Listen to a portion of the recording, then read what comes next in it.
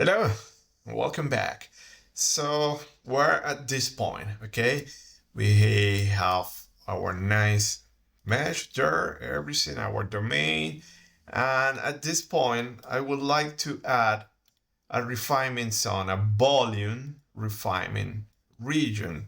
So I need to create somewhere around my geometry. But the point here is that we don't have that visual reference. Okay, we can get it, but when I do geometry, another advice, when I do my meshes, I always like to have my visual references. So I will show you how do I work. Okay, so the workflow that you see here, these are my templates, but now let's talk about the geometry and getting those visual references. So here I'm going to show you, I like to use Onshape to do all that stuff. And what you see here is how our geometry, our domain is going to look like. I already imported the geometry. Actually, now let me show you, let me repeat it now, the workflow, and then we'll discuss. So here you have insert, you can import a geometry. I already have it there. So on options, leave the default, see that you can do also your scaling here and so on. So it's up to you. And let's wait a little bit while it imports the geometry. Here you have, this will be our geometry. And now that you have here the STL, so you cannot modify this STL now, but you can create the background mesh, everything, the background domain, the other solids like I show you here. So this is how I always proceed. I always like to do that, and let me do some cleaning here because I imported twice. Delete, okay, and home, and there you go. So basically, and if you look at my domain and my block mesh data here, I put some values, -2 to, well, actually I did it first, and see that this, you have your coordinate. So I get my domain here. I know how it will look like, everything. You can also get a reference of the dimensions with one refinement and so on. Now I created also a box. Let me close, I leave that one, the external and this plane also. So this box will be around my body. So I can go here, click here, and this is telling me -1, and the others, well, you have the coordinates, so you need to get the absolute minimum, absolute maximum, probably those. And if you come here to your Snappy, see that you can create that box here. So absolute minimum and absolute maximum. So you can get it from there, but you can also import the STL. I will show you how to do that, because I don't like to use these options there. Sometimes it can be a little bit confusing. So because I always like to get my visual references just imported. So you generate it here. I will go here, and it's simple as export. Everything has been scaled in my right dimensions, by the way. So I imported the scale STL. By the way, the one that we modified with paraview is the one that I imported. So have right dimensions. I will call it box. Save it as ASCII, important. And this is it. Okay, so I have that load. Let me copy this. And now I can paste it here. And there you go. You have the box. I have paraview here open, and I can go here, constant geometry box. There you go. Everything is fantastic. So I don't need to do any guessing. As you see, I always get my geometry now from my CAD tool. I love to use Onshape. I strongly recommend it.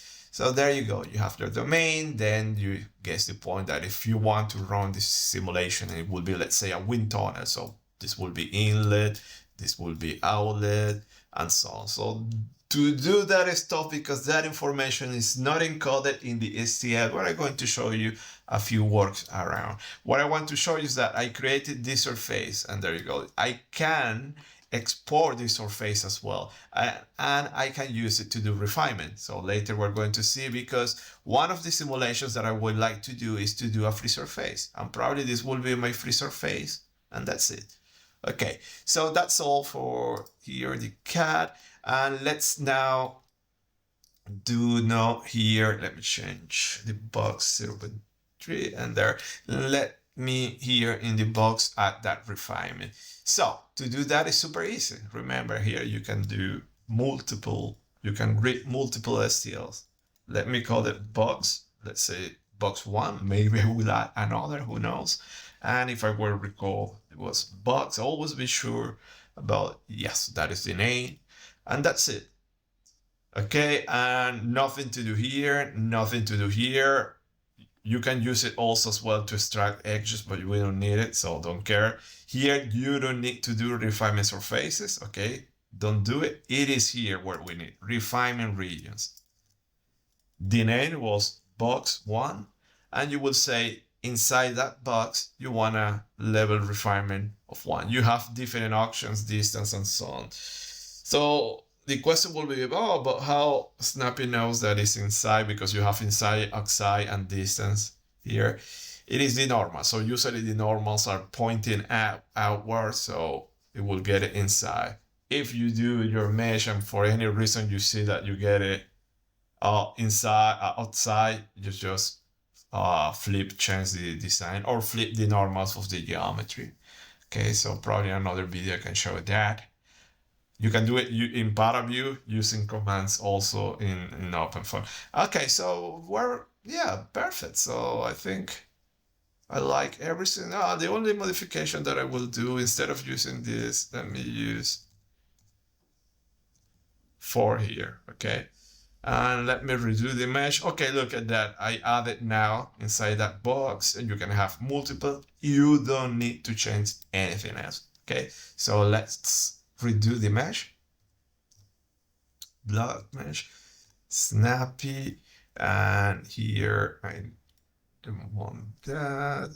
You have your box, and let's wait for the result. In the meantime, let me go. So as I was saying, I love this tool. Onshape is fantastic. So even actually you can modify that still here, but it's tricky, so I don't do it. So, but what I do, I get all my STLs, and then I get my domain, how it would looks like. So probably you have seen other tutorials that I show that. I always do that. I get my refinement regions, support geometry, surfaces, planes, and so on, and also coordinates. So I don't do any guessing. Okay, here we have it. But coming back here, choosing this, I didn't guess that, okay? I knew already from my cat. This dimension also already had an idea from my cat tool. Okay, so we have the geometry, the mesh, and let's update here. Refresh.